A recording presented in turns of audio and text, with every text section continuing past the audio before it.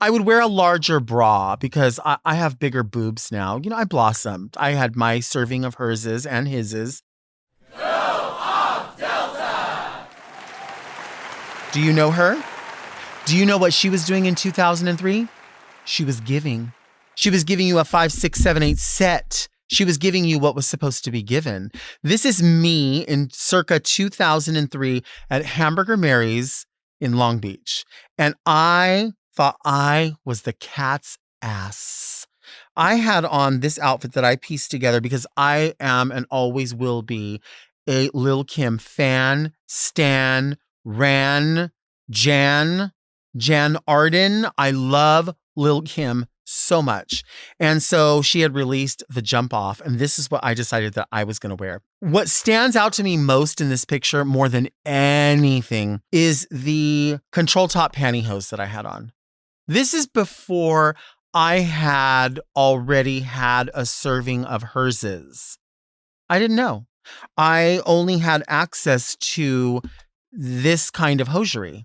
So whenever I wanted to wear something revealing, I would just try to get a larger size control top pantyhose and roll it up as much as I could and try to tuck it into whatever this panty was, this full cut granny panty that I would have on. And I thought, like, no one could tell. Like, no one would be able to see it because in my mind, it wasn't going to move. You can literally see here that in the line, there's obviously going to be some friction between these thighs, right? So the control top is riding up more than it is here, so it looks even more saddlebaggy. It's just like hanging down. But I didn't know. I was doing the best that I could. I had not had herses yet. And I gotta be honest, I'm not mad at her. I would wear this again if the time was right. I don't know that I'd have my arms out. You know how I feel about my arms. I like to have those covered. This belt leaves a lot to the imagination. There needed to be more chain and larger chain. But at the time, it's what I had. It's what I could afford. I was maybe doing one gig every 2 weeks at $50. In fact, at this time, me and Big D, who's been on this show before, we wanted to be in the show every week. So in order to be in the show every week, we would split the pay every week. So we would get $25 each, which, by the way, that pay hasn't gone up much more. It's still, that 2003 pay is still that 2025 pay for many entertainers. Now, this wig looks like it has a butterfly in it, but it doesn't. This was the first and last time I ever threw my tips on the ground because I had $1 there and $1 down here on the ground. And I just had to you can see my fingers. I was flicking it in the air like, I was performing the Jump Off. You know what I mean? I was Queen Bee, LB, 2003. I was flicking my money in the air because I wanted people to know, honey, I'm here with the Jump Off, goons in the club. And I realized after seeing this picture, that doesn't look so major. $2? Like, it's different if you're showering yourself with money. But $2, you can just hold on to those couple of dollars. So I learned from then on, just hang on to your money, no matter what it is. Nobody needs to see you throwing it in the air. Certainly not picking it up underneath tables. Certainly not for the $2. I'm grateful for the $2, but I think I could just roll it up and tuck it into my bra. This is my Pamela wig. This is my Pamela Anderson wig. I swore by this wig. It has roots in it, black roots. But if you look really, really close, you can see that I had my own dark hair pulled through the front to sort of mimic a root. And I was serious as hell about that. This wig was called Linda by Illura Wigs. And we would get these on Hollywood Boulevard at Ellen's. It was called Hollywood Wig, not to be confused with Hollywood Toy and Wig, and not to be confused with Outfitter Wigs, all different places.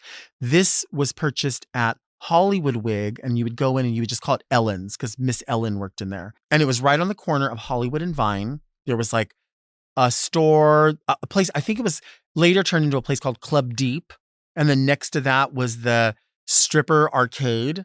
And then Ellen's was there. I can remember buying that wig and being so proud of it. 613 Linda. You could buy Linda or Linda XXL, which was very long. And it was just like a long layered thing. 613, as you know, a traditional blonde. I know these shoes. Okay, you can barely see the shoes here, but this is a Fredericks of Hollywood on Hollywood Boulevard purchase. We used to go, we would get the $5 wall, the $10 wall, the $15 and $20 wall.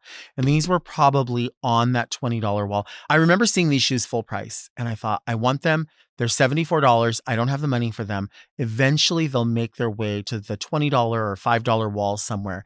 And we would go every single week just to see what was put on the wall. And sometimes it would be like a size 14 and a size 7. And I was not a 14 or a 7. I was like, please, I'm just holding on for an 11, an 11. We went in and they were on the wall and they had them in black with all the rhinestones. They were the stripper platform. So the like maybe 3-inch, 2-inch, like a 2-inch platform. And then the heel coming up, black, and then black rhinestone sort of cage on it. I had to have them. I really wanted the pink ones that were just like this. So they were hot pink with clear rhinestones, but I knew I would get more mileage out of these. And I'm here to tell you, I got mileage out of these bad boys. And of course, Versatile Fashions corset. This thing, I wore this thing to a rag. I wore it under clothes. I wore it as a fashion piece outside of gowns. I wore it as the only item. Look at that stingy little heart hanging off of there. There's like a little heart hanging off of the chain, just hanging on for dear life. I thought I was featuring belts, like belts for career girls. Like I thought this is when I go out there in the belt, baby, where's the belt? Get the belt.